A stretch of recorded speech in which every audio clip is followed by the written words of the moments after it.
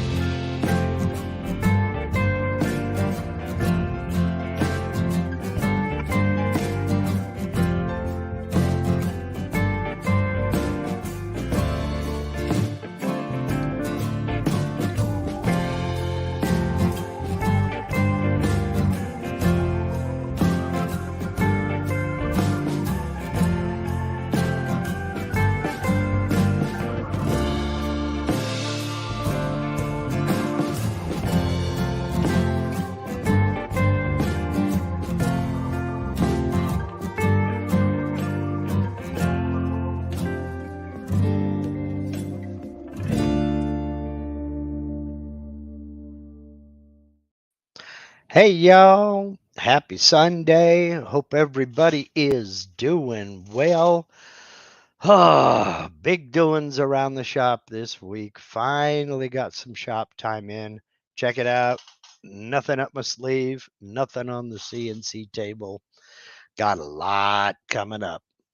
Uh, Before we get going today in talking a little bit more about the version 12 update or upgrade, whichever you want to call it, um, let's do a shout out here real quick. And that is from my buddy Steve Nealon. You see him out in the chat all the time. Uh, Steve with Harneal Media.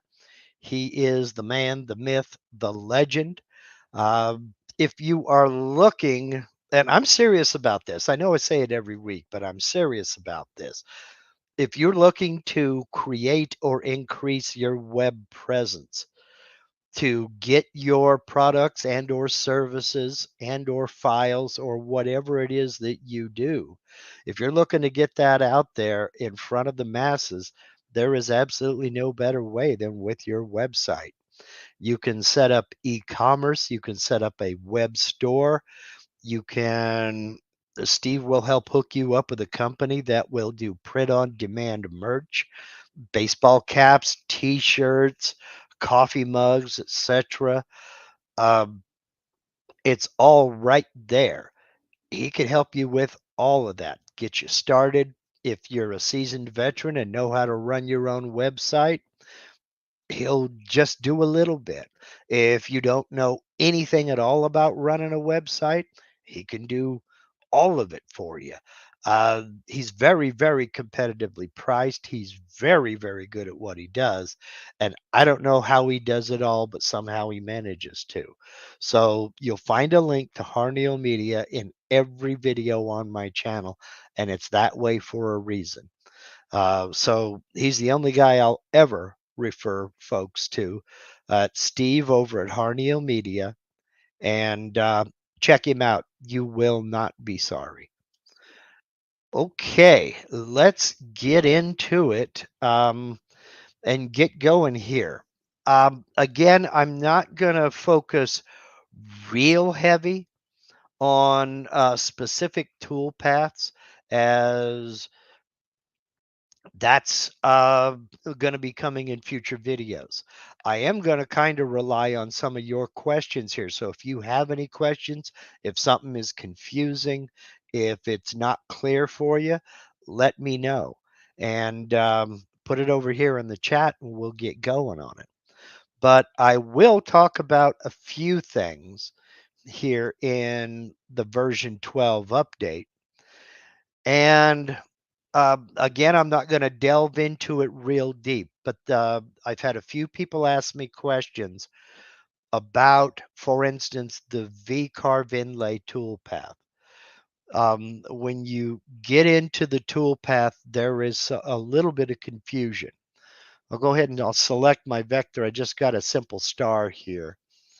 And when it comes to using the toolpath, when you'll set up your pocket depth, the glue gap, surface gap, select your tool and any clearance tools you're going to use. You get down here to plug destination sheet. Now, what you'll need to do, if you hit the drop down menu, I've just got sheet 1. If you do not create another sheet, what you're going to have is when you calculate this toolpath, you're going to have both the male and the female put on this one sheet. So that's going to create confusion to no end, especially if you have a symmetrical pattern like this. Which vector is your female and which is your plug? So the best course of action to take before you even go over to that toolpath tab is to create another sheet. Now, personally, and I'm talking about this with you in mind, Ellen, because you were asking this question. Um, Personally, what I do is I just go ahead and create a second sheet that's the same as the first sheet. I can go in and edit that a little bit later on, but I'll just add a new sheet and I'll name this plug and hit enter.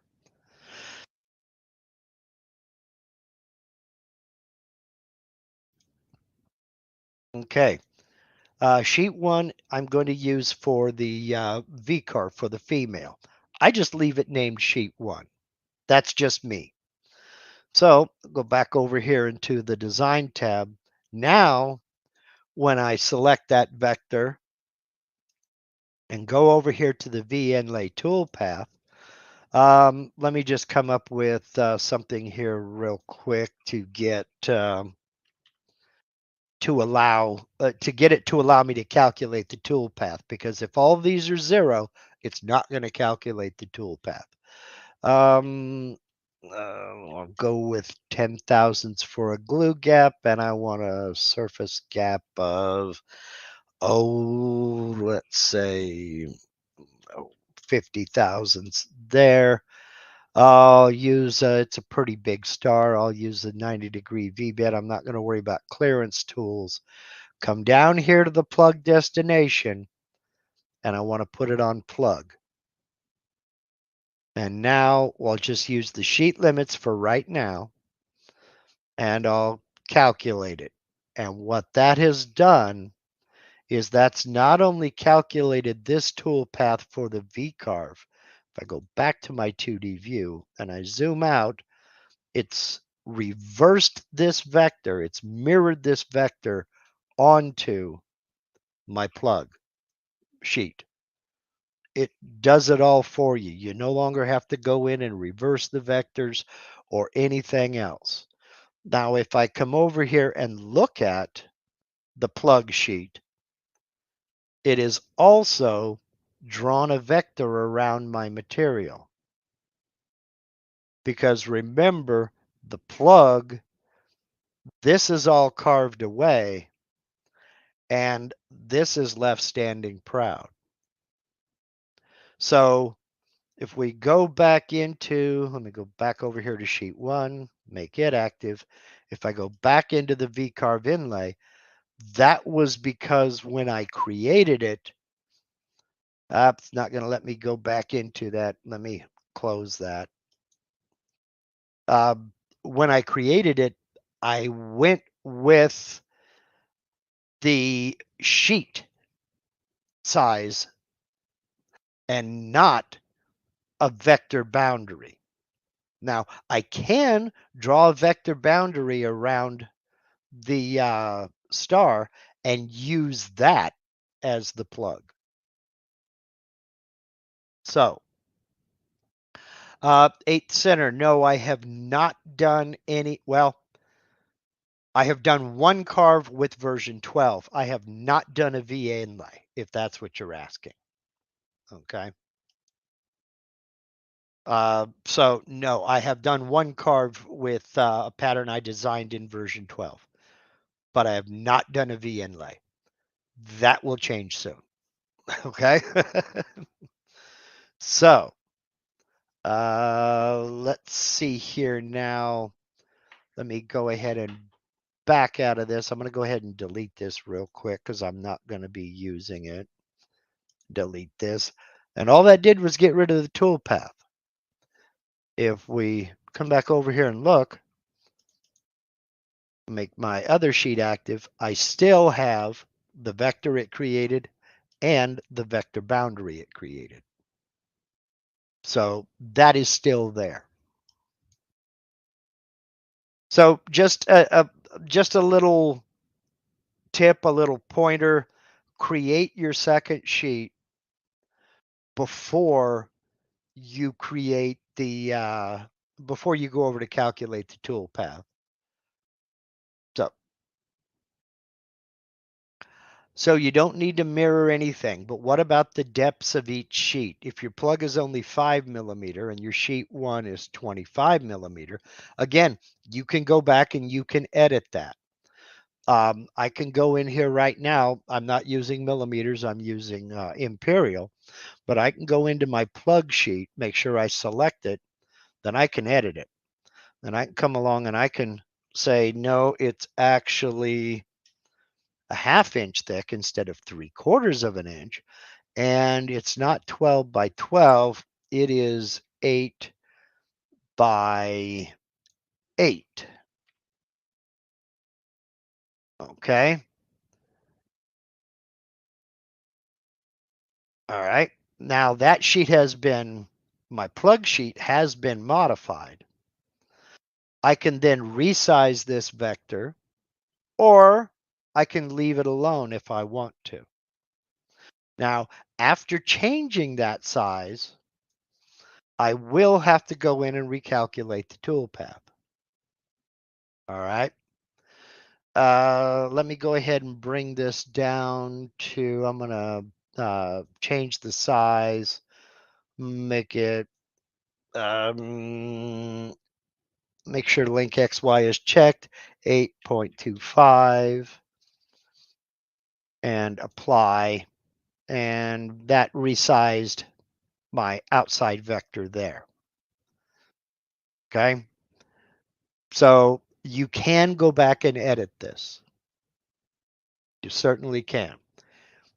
No, it does not auto recalculate. You will have to go in and recalculate. So I'll just, they've changed all the vectors here.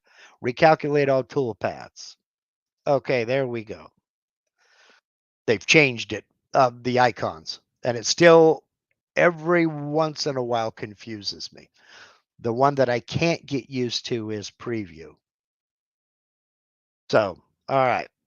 So there's my plug, and there is the VCarve. Now you'll notice no tool paths created yet. And that was simply because I deleted the toolpath on that sheet, but I didn't delete the toolpath on this sheet.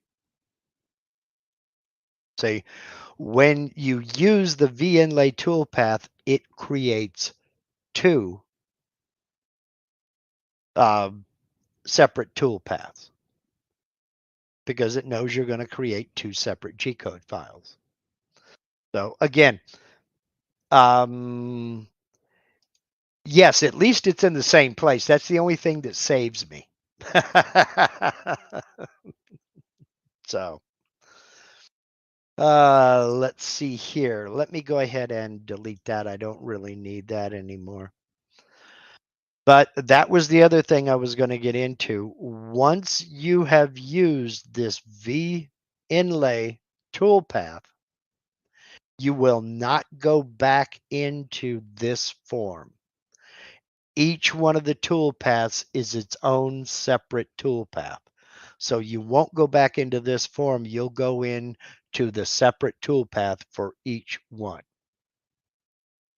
Okay. So, but I'm going to get into that a lot more on another day. I need to do a couple of inlays before I create a video on it. So let me go ahead and I've already deleted the file. Let me go, or the toolpath rather, go back over here, go into my sheets, and I'll go ahead and I will delete that sheet. Don't need it. All right. Let's see. Another thing, I can use this star to demonstrate it. Another thing,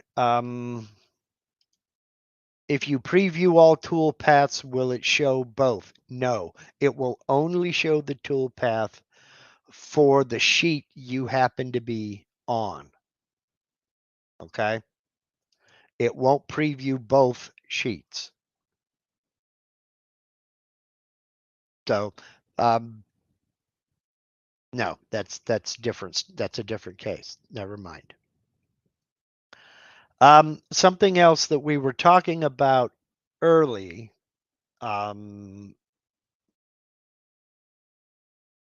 for multiple colors, again, I'll get into this deeper in a later video. But basically, you're probably going to end up creating more sheets. Well, yeah, you will use 3 sheets, and then you'll decide, you might have to calculate those individually. And again, I'll get into that a little bit later on. Okay. Alan Williamson, can't find where to reset the preview when you're in 3D. Let me go over here and we'll just do a pocket real quick. Get rid of that and we'll just do a quick pocket and we'll preview it. Okay.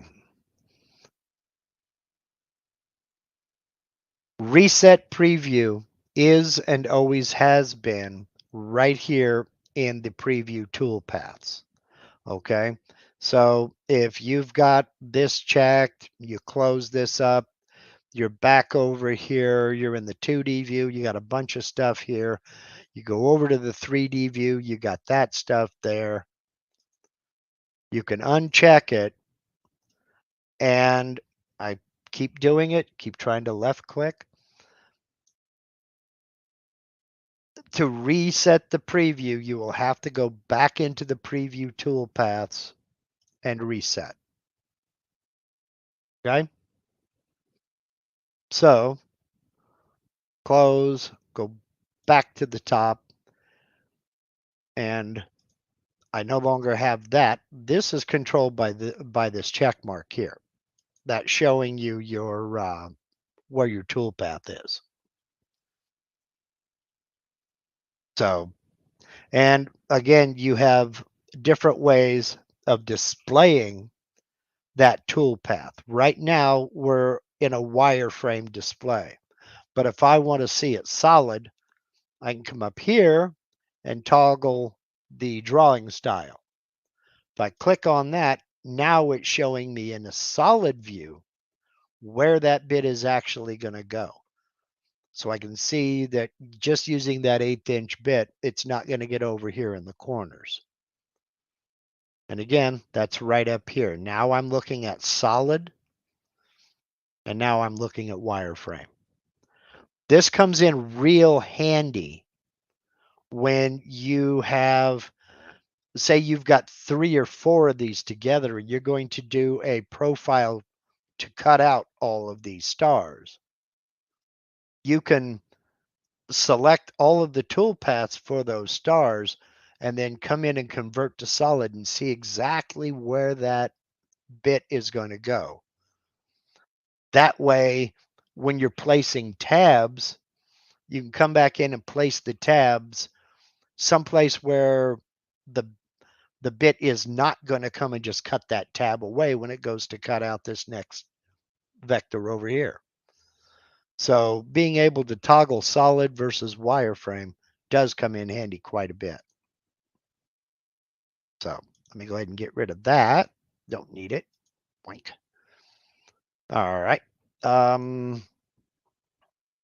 Another thing is we were talking about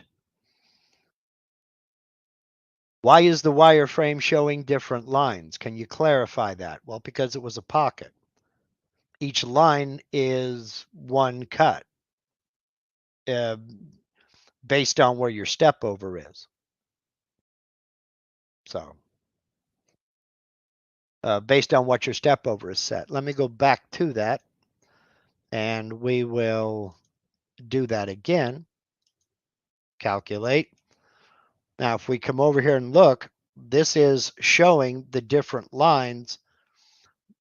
Each of these blue lines is a cut. That's where the bit's going to cut. The distance between these lines is the step over of the bit. Okay. So if I'm back over here in the 2D view and it's showing all these lines, it's showing not only that cut, it's showing the direction that that cut is going to take.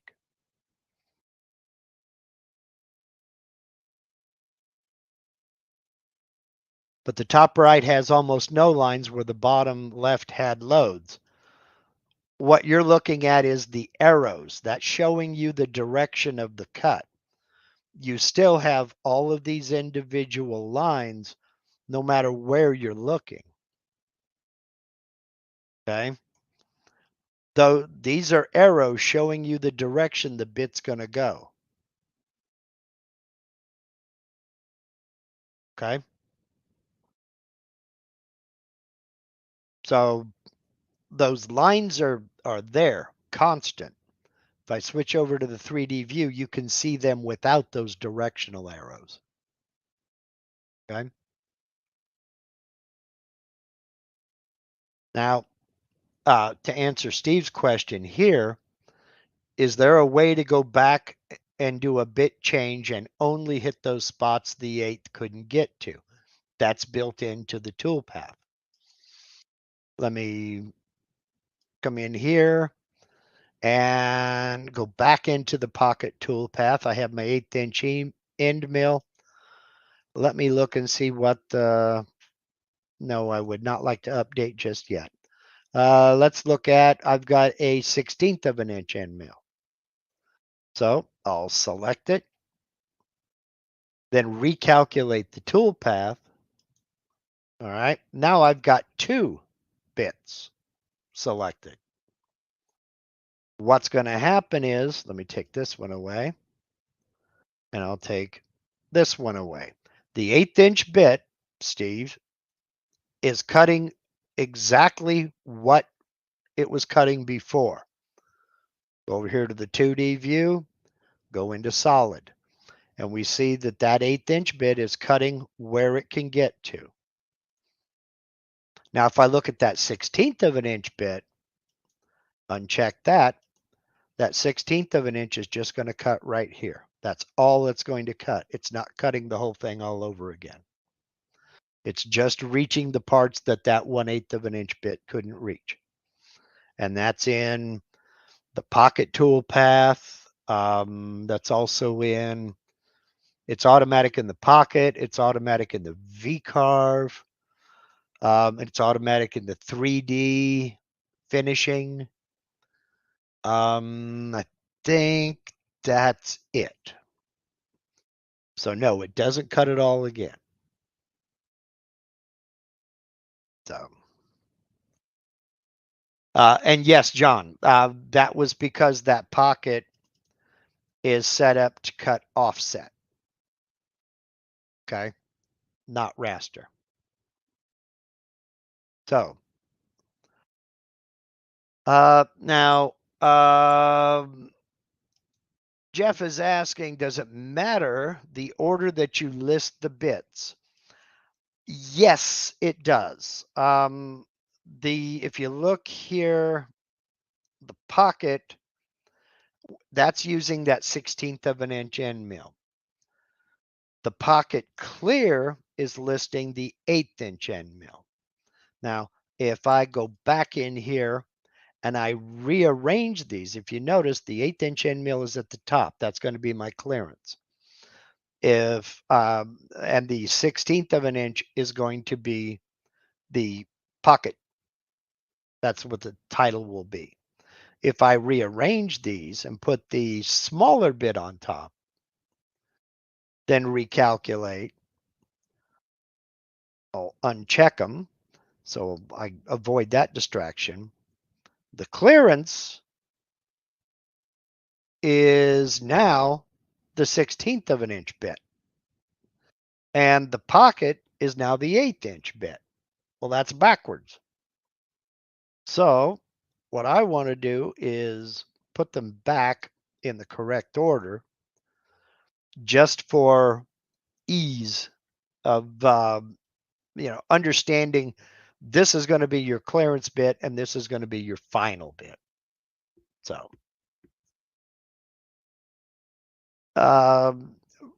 and yes, you can some controllers won't allow you, well, you can do it in the toolpath, but when you go to save the G code, some controllers like Rich Auto, you're limited on the number of characters you can use for the title of the G code file. But yeah, So yes, you can, I'll go ahead and I'll calculate this just to get it back to normal. And now you could come in if you want to, and you can rename each of these. And for instance, rename pocket 1, and we'll call this 0625 because that's the 0625 inch end mill. And this is the rename. We'll get rid of clear and we'll type in 125 because that's the 1/8 inch end mill. Enter. The problem comes if you need to go and recalculate this toolpath for any reason, it's going to keep that name and you're back to having a clear. So it renames your other toolpath. So if you're going to do this, you might want to wait until you are absolutely certain you have it the way you want it. Because if you have to go in and recalculate, it's going to rename everything, whatever you have the main pocket toolpath named. And it will do the same thing with the V-carve toolpath. It will rename it. So make sure you have it all set before you do that. So let's see here. I was going to show you something else over here in the 2D view and in the 3D view. But first I need to go in here. Okay, something to pay attention to here is whether or not this preview is open. If I'm over here in the 3D view, I've got nothing because it's waiting for me to run a toolpath and preview it. If I close that, all of a sudden the vector is visible. If I go back into the preview window, the vector goes away. It's waiting for you to run the toolpaths. So it's getting rid of distractions.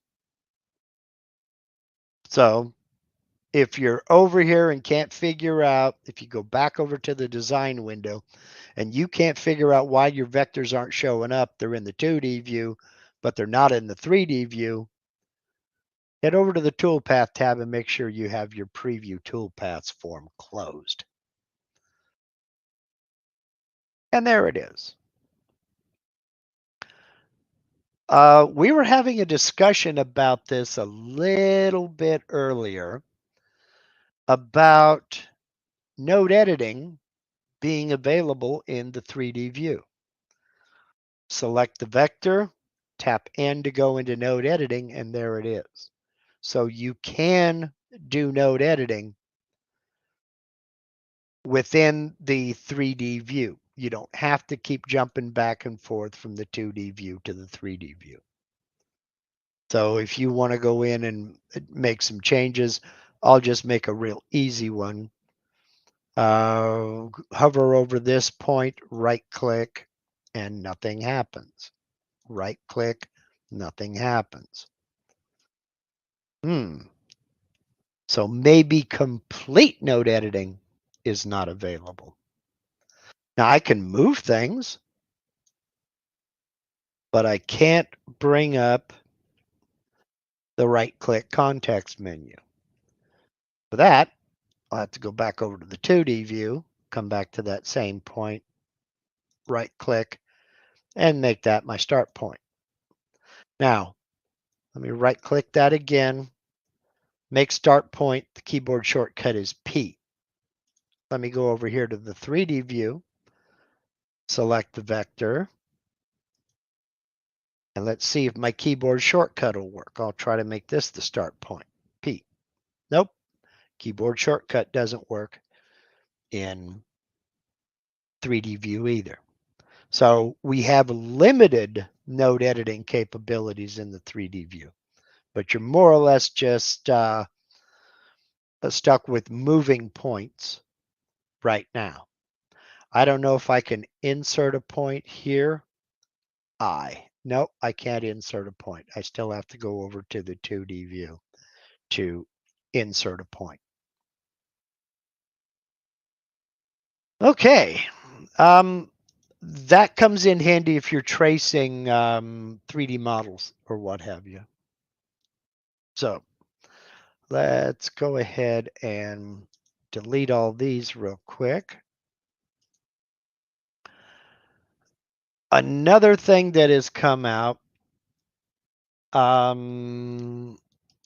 what if you close the toolpath panel? Well, let's find out.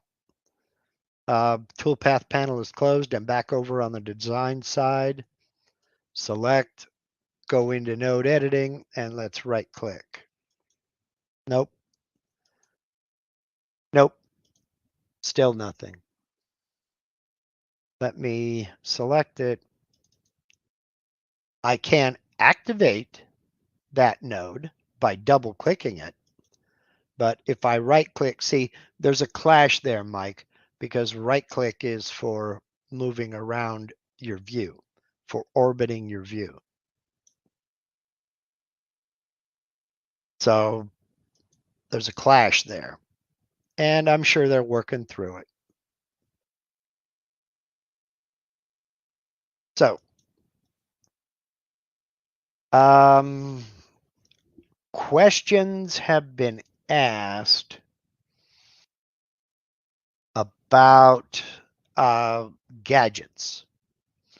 Now, I mentioned last week that you need to make sure the gadgets you're trying to put into the software are compatible with the version that you're using. They have just recently released or updated the gadgets, and now there are version 12 gadgets available. All I did was I searched for V12 gadgets. You got to be careful. You might end up with a Dyson vacuum cleaner if you click the wrong link. But basically, Vectric Gadgets Home, and we'll come down here. And for instance, the other day I downloaded this. I'll go into my Toolpath gadgets, and I want to download the texture toolbox. So I'll download it, and I'll put it in my downloads folder. And I want to do, no, I don't want to replace it. What I'll do is I'll name it, because that was for version 11.5. I'll name this V12 Texture Toolbox Gadget. Now, come up to Gadgets, Install New Gadget, and right there is my version 12. Agree. Successfully installed. And now there is the texture toolbox. So gadgets are now available. And again, I just simply looked for, did a Google search for V12 gadgets, and there we go. This one is specific to, there we go. And there are gadgets for, again, for drawing, modeling, creating toolpaths, and file management. Turn profile looks interesting. The half toner kind of is interesting, but I'm not sure that I want to get into that, especially when we have the photo VCarve. So the box creator, chamfer, dado, toolpath creator, dog bone, etc. All kinds of gadgets. Again, this is VCarve Pro only and Aspire only. VCarve Desktop does not support gadgets, and you will not have a gadget when menu up here. So Let's see here. John's asking, what if you're right on the start point in 3D?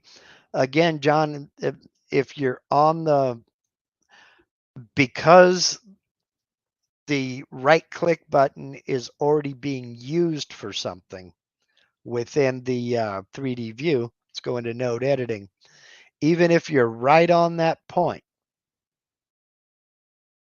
and you right click, you're just deselecting the vector because the right click is used for something else. So you won't pick up the context menu or anything else. Now, is there a key? I don't know. Let's hold down Control. Nothing. Let's hold down Shift. Nothing. Let's hold down Alt. Nothing. This may be coming. They maybe haven't activated any other particular keys. Let's hold down Control and Alt. Right click. Nothing. So as it sits right now, for most of your node editing functions, unless it's something like moving a load, you'll need to come over to the 2D view. Not a huge problem that I can see, but I can see where it might be. The majority of the node editing that I would do in the 3D view would be moving nodes to get them to match up. With, like, if I was tracing a 3D model or something of that nature. So let's see, let's go over here and check a few.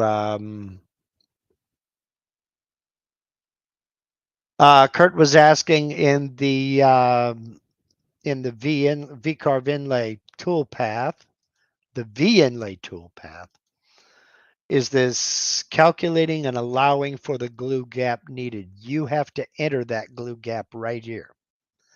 Your pocket depth, your glue gap, and then the surface gap. And I know this is real little, but if you look at this diagram, it's telling you G is the glue gap down here, D is the pocket depth, and S is the surface gap.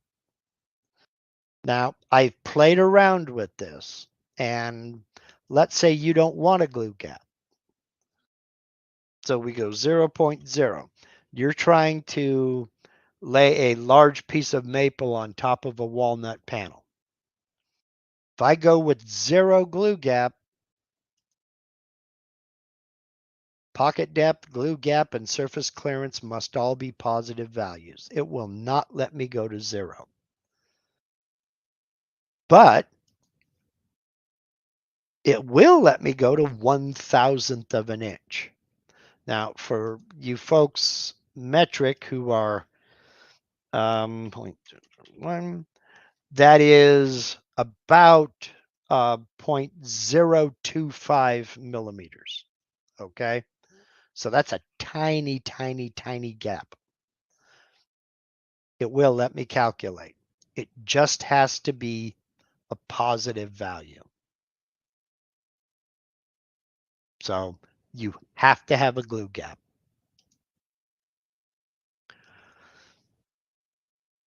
The Vectric software does not like blank fields. If there's a field there that, let me go ahead and delete all these. Delete all. If there is a field, it has to have a number in it. Now, in this case, it has to be a positive value. It won't even let you do a negative value. So it has to be a positive value. Let's see now. I was going to talk about something else, and now I can't remember what it is. Does anybody have any questions at all? What do you like most least about version 12? There's a lot to like. I think what I like, let me let me start with the bad first. I think what I like least, and it's simply because old habits die hard. What I like least is having to right click to orbit my 3D view. I am forever trying to left click, and all I'm doing is drawing selection boxes. I know I'll get used to that, but it's just going to take me time. Old habits died hard. I started with this software in version 7.5, and we're up to 12 now. I have been using left click to orbit my 3D view since day one. No, it is not just you. Believe me.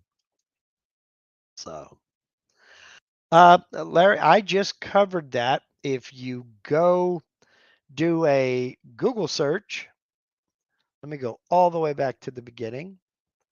I did a Google search for V12 gadgets,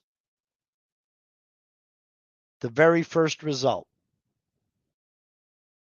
And there is the web address, gadgets.vectric.com. You go down here and you'll need to click on whichever category you're looking for, say modeling, and it'll open down here. Now, if you don't click on one of these up here, you've got nothing. Now, if you're using earlier versions, you can check the version 11 library, version 10, 9, and 8, if you're using some of the previous version gadgets. So that's where they're at. Excuse me. Some of the things that I do like, I like these little toolbars up here now. I like the ability to toggle the tool path from the wireframe to solid being right there. I like being able to turn on and turn off the bitmap. I like being able to turn on and turn off the toolpath drawings. There are a lot of things to like. I like having the sheet drop down menu up here. Same with layers and same with 3D levels. I like having those there. There is a lot to like. Some of the things that I don't like, I'm going to echo everybody else in this. I miss the draw curve tool. I wish they would put it back. They have room for it. There's an empty space. They could very easily move the dimension tool down here and bring us back draw curve. I understand why they took it away. I like having that option. There are a lot of people who do like drawing a curve with the polyline tool. I'm not one of those people. I just don't like it. I like having the ability, let me control Z out of that. I like having the ability to select a curve and be able to put the curve where I want to put the curve. Because if I'm tracing something that's got a complex curve to it, I might come along and drop 10 or 12 points to get that curve the way I want it, then come back later and use curve fit to smooth that out. But it's a lot more difficult using this method.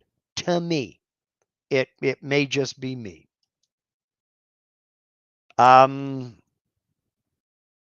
I kind of miss having the separate modeling tab. I understand why they put the modeling tools down here. I kind of miss having that separate modeling tab because I tend to use drawing and modeling separately. So, I think that's about all I don't like. There are some things to get used to. For instance, the draw text, having text in a box and regular text in the same form makes sense to me. So you can select, a vector and come in here to draw text. You still have the choice. Is it going to be text in a box or is it going to be just standard text? It's your choice. I like having options. Here I have no option. I'm all about options. So, yes, Dan. Other videos have commented on the missing curve tool. And the only way they will even contemplate bringing it back is if enough of us ask them to. I don't mean write them a nasty gram. I don't mean complain. Just send Vectric support an email asking for the draw curve tool back. If you're a member of the forum, post over there as well. Unless somebody has already done that, then add your, I'll second the motion. I want it back too, please. Don't get nasty. Don't read anybody the riot act. Just request it. They do listen. A good 2/3 of the things they add to the software with every update and with every upgrade, 2/3 of the improvements they make come from your suggestions. It's just the old saying is the squeaky wheel gets the grease, and that is the case. They won't fix it if they don't know it's broken. So if you have any kind of a suggestion, by all means, send Vectric support an email or get over on the forum and look for that subject and add your 2 cents. The more of us do that, the more likely they are to bring it back.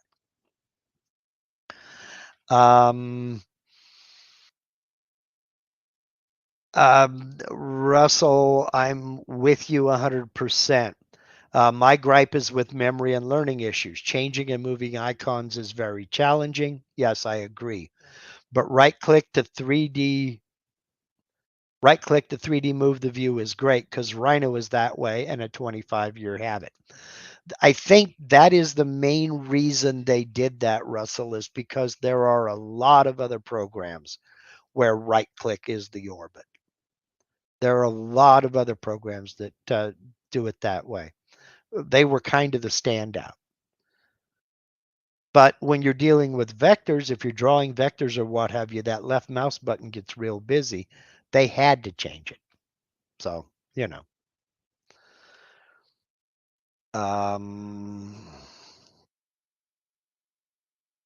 Eighth Center, I'll be requesting again improved resolution. You cannot get in close with simulations in a full 4848 sheet. They have done a lot of work under the hood with this version. Excuse me, still dealing with a little bit of allergies here. They've done a lot of work under the hood with this version. And something you're going to need to get into on your computer is your resolution and scaling. Now, I won't say always, but for the past several versions anyway, since I've been using the software, the resolution of your monitor has been supported by the software. It will follow that resolution, but they have just started supporting scaling as well. And what I mean by that is you'll go into your settings and you'll go into display.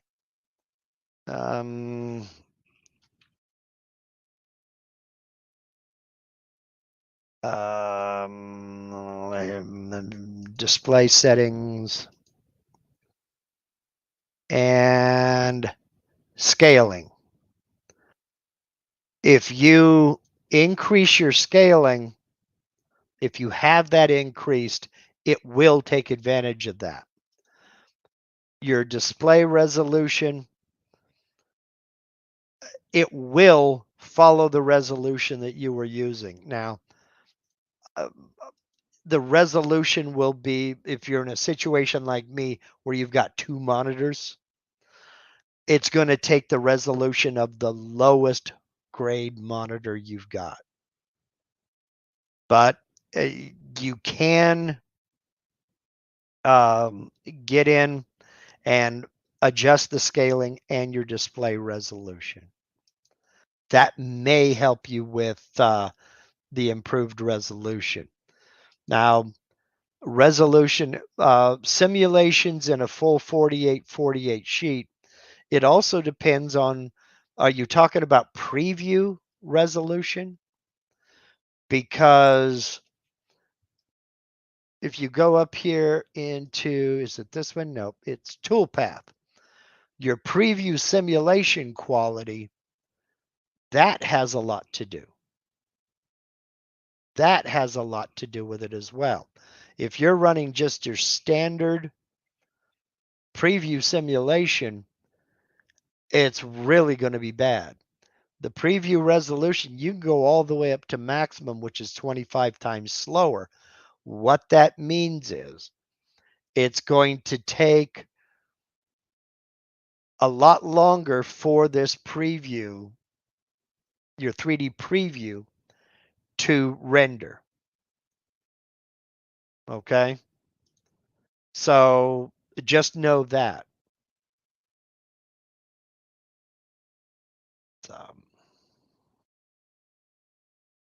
Request it. Request it. But the way the software works, I don't know that they'd be able to do that. I think it would have to re-render the entire thing. Also, do know if you have previewed a toolpath and you come over here and you change your preview simulation quality, it's going to reset that preview and you'll have to preview it again. Okay? So,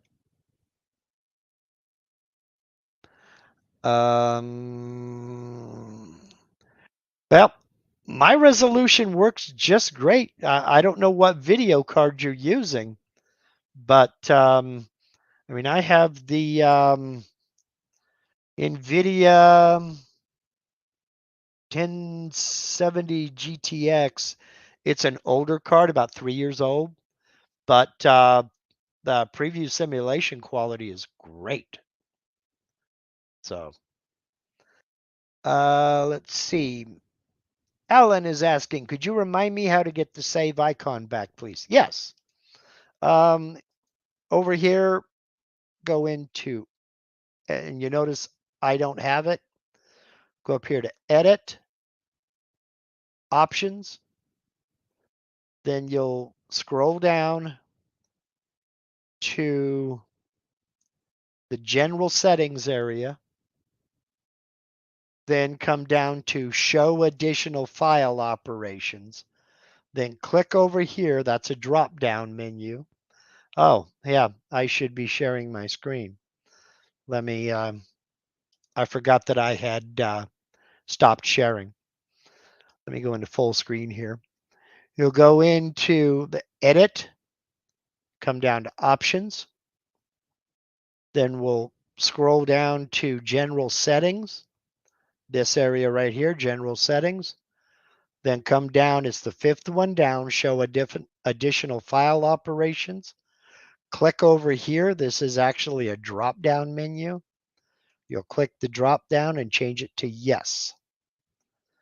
Now, the minute you click OK, those additional icons are right back up here.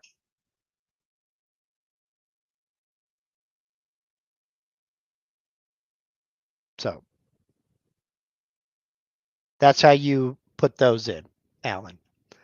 Let me go undo that because I don't use them. I tend to use just the keyboard shortcuts. There we go. Back to no thank you. And they're gone. All right. Let's see. Yeah, you can.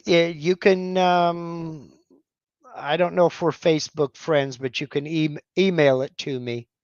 My email address is on the about page on my channel. So, oh, I remember what else I was going to talk about. No, I'm not going to talk about that because I haven't triple checked it yet. Okay, let's see. I believe that was it, but I'm not certain. Was there any questions by anybody? While you're coming up with a question, Jeff Kilroy, I have a future project for you, Mark. I want to turn a bust on a pedestal and VCarve text on that pedestal. So what's your question for me? That is something I'd have to look into. The problem, I think, you're probably going to have to do that. It's going to have to be done separately. If you're going to be, are you going to be trying to do the bust on a rotary axis or just flat?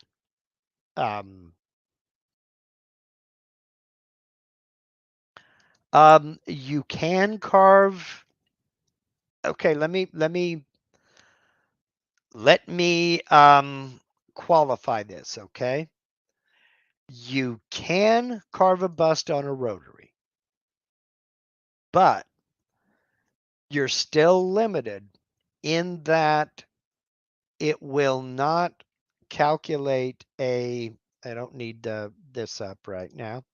It will not calculate an undercut. So if you have something like I was talking about last week with a chest piece, chess piece. Wow, for those of you who can speak. If you think about the knight on from a chess set, you have the ears of the horse.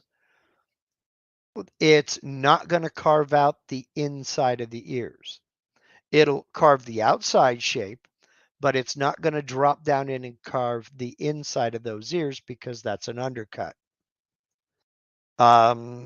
It will not cut all the way through the mouth. That's an undercut. The way Vectric handles rotary projects, it is still a 3-axis carve. All you're doing is you're wrapping either your X moves or your Y moves around a cylinder. It's still 3-axis. It's not true 4-axis machining. So you will be able to carve the bust within reason.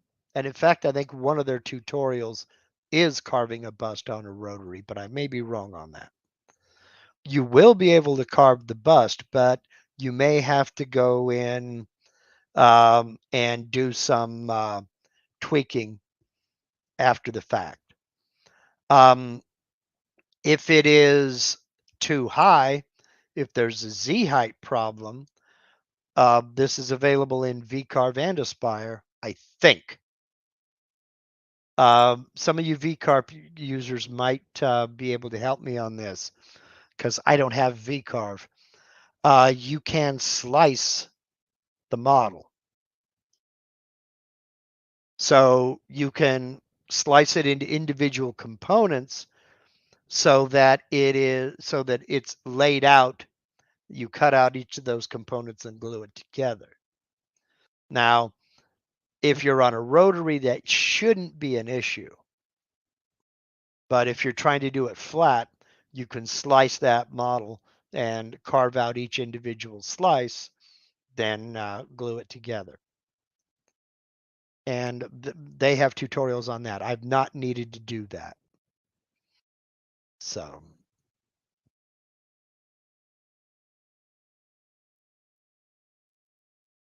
let's see. I had a Brooks Martin. I had a vector validator hit with two zero length spans. Okay. I calculated the tool path anyway. The carve came out fine.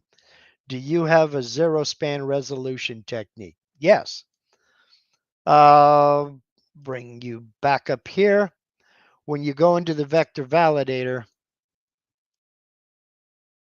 if there is any zero length spans, it's zeroed out. It's grayed out for me because I don't have any zero length spans, but that's a button right there that says fix zero length spans, and it will take care of that. Basically, what a zero length span is, it's two nodes sitting perfectly on top of one another. So the span has zero length. So if it does find zero length spans, oh boy, I've got intersections and overlaps. But if there's no zero length, if there are no zero length spans, it's going to be grayed out. So yeah, cool. Just read the tool. Yeah, there's a whole bunch of stuff in the forums here. Read it. I know, easy for me to say. So let's see here. How do I send my tool database to Vectric for backup? Okay, first you have to be logged in to your V&Co account, uh, like so. Then you'll go up to Toolpaths, Tool Database, and no, I don't want to do that. Up here where it says online, you should see a cloud here to upload and a cloud here to download. If you're not online, you'll see one icon that's just the icon of the silhouette of a bust, as a matter of fact, from about mid chest up. So log in to your V&Co account. If it up here it says sign in, click on that. It'll open up a web browser page. You'll sign in. It'll ask you for permission. Allow it. And then when you see your name up here, you're online. You just upload your current database to the portal. That comes in real, excuse me, that comes in real handy when, like me, you've got two computers and you get a new tool. You can enter that new tool in one database, upload it to the portal. I can come out here and, like it's been nagging me to do, I can download that new database. I don't have to come out here and enter that bit. So let's see here. Yes, and if and finishing up, I'm sorry, with uh, Gilroy, Kilroy. Um, the problem with it running in it being just a 3-axis instead of true 4-axis, the problem comes in when you go to try to project that text onto the base, for example. If you cut your if you do the 3D carve and carve your bust, you may have to clamp it down on the table to engrave that text, because again, it is working with the rotary, but the way Vectric runs the rotary, it's still 3-axis carving. Either you're wrapping all your X moves around your rotary, or you're wrapping all of your Y moves around the rotary.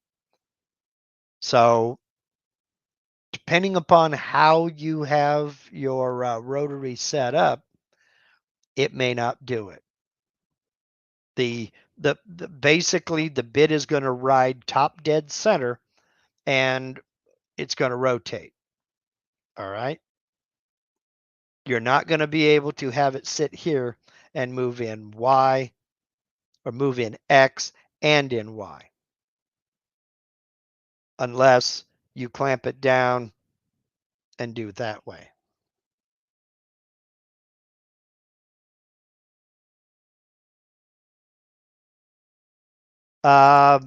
Yes. Does 12 operate a continuous rotation in rotary stuff as normal, or do you still have to hack it a bit and the back and forth action is still normalized? Yes, the back and forth is still normalized.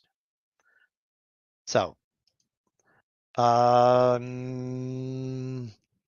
now you can, and in fact, I would recommend this. It depends on how you run your rotary, but I would recommend you go over to Garrett Fromey's channel. That's IDC Woodcraft, and click on the live link. He's out in the chat right now.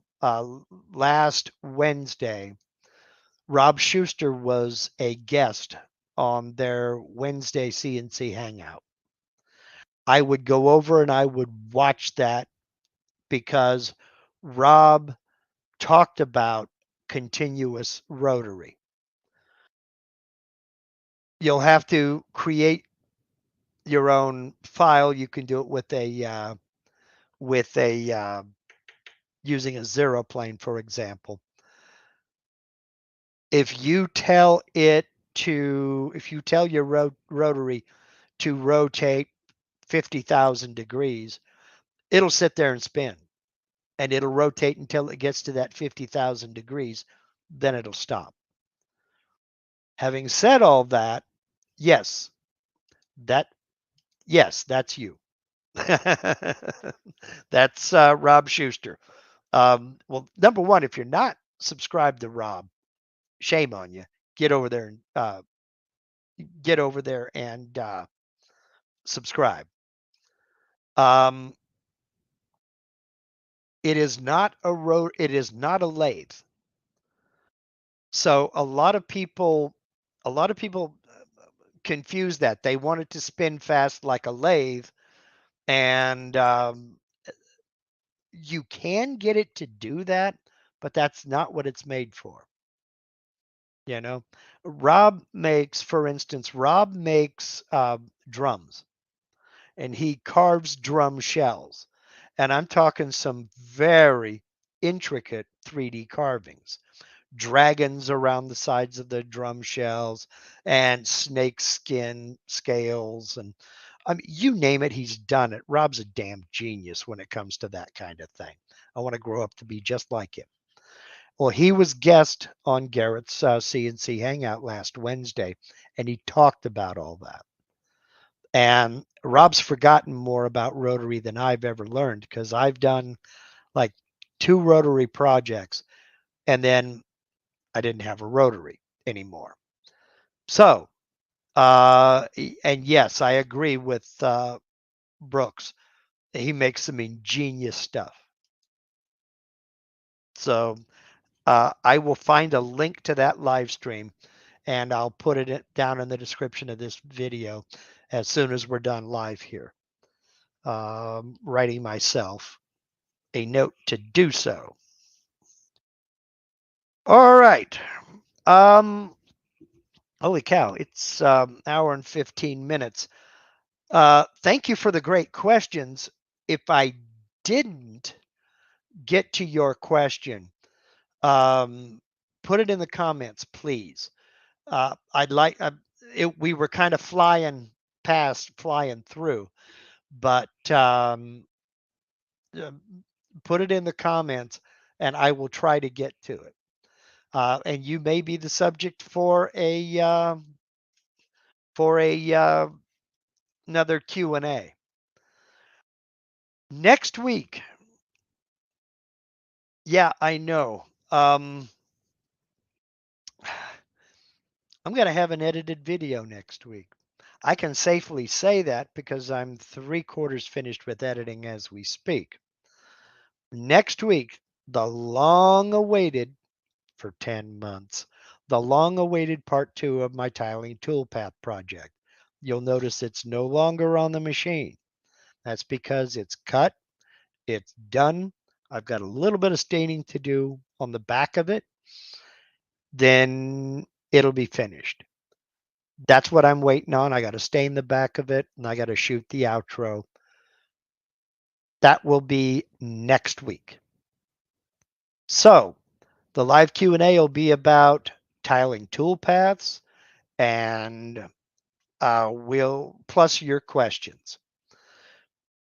Channel members, remember there is no Monday members only live stream this tomorrow.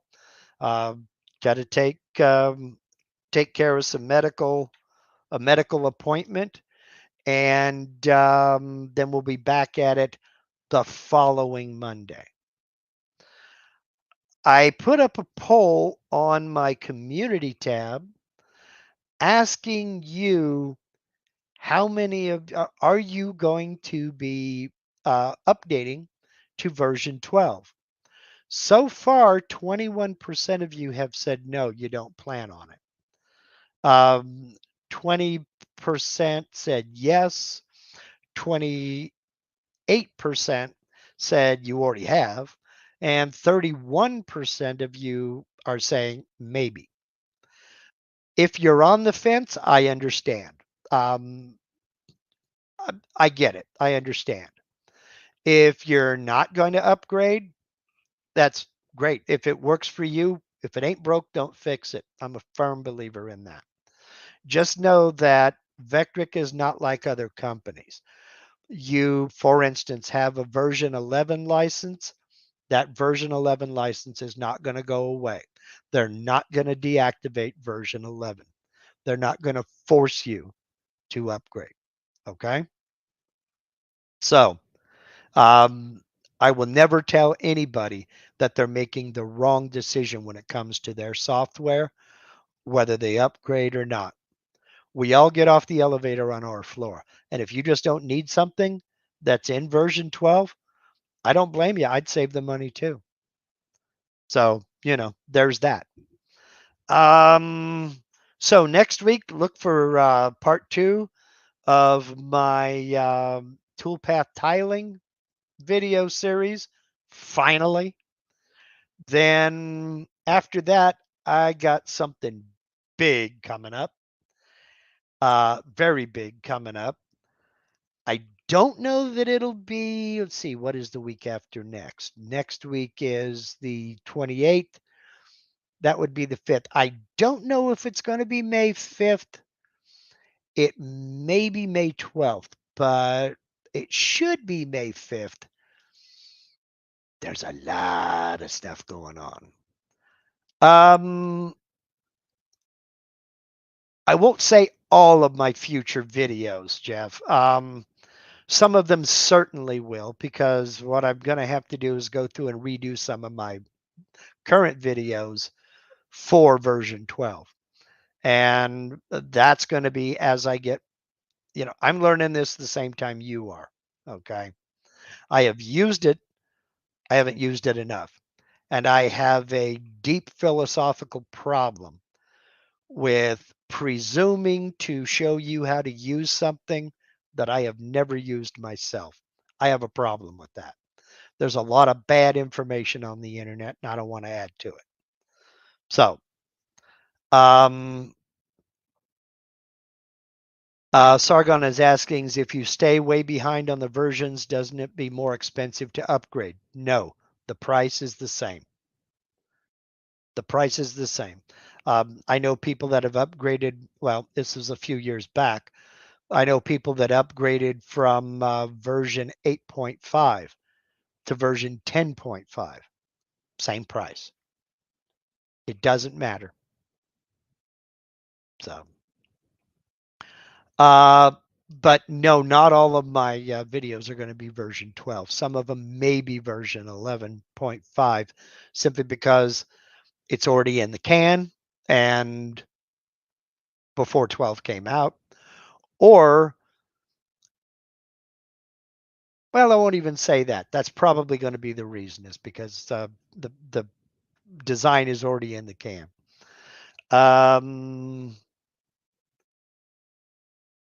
So anyway, yeah, that's all I was going to say. Next week, look out for tiling toolpaths, and we'll go back to the regular live Q&A format.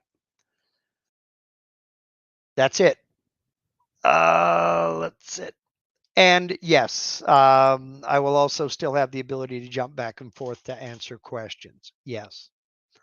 So, because I mean, not everybody is going to upgrade, and that's your decision to make. And I'll never tell you that you're wrong. I may think you're missing out on something, but if you don't use that, you're not missing out on a thing. All righty, I'm going to go ahead and let everybody go. Thank you very much for joining me. I will get the link to Rob Schuster's interview with IDC Woodcraft. I'll get that link and get it put in the description as soon as I can. Give me about 5 minutes. It won't take that long. And everybody else, I will see you next Sunday. So y'all take care. Have a great rest of your weekend. Peace.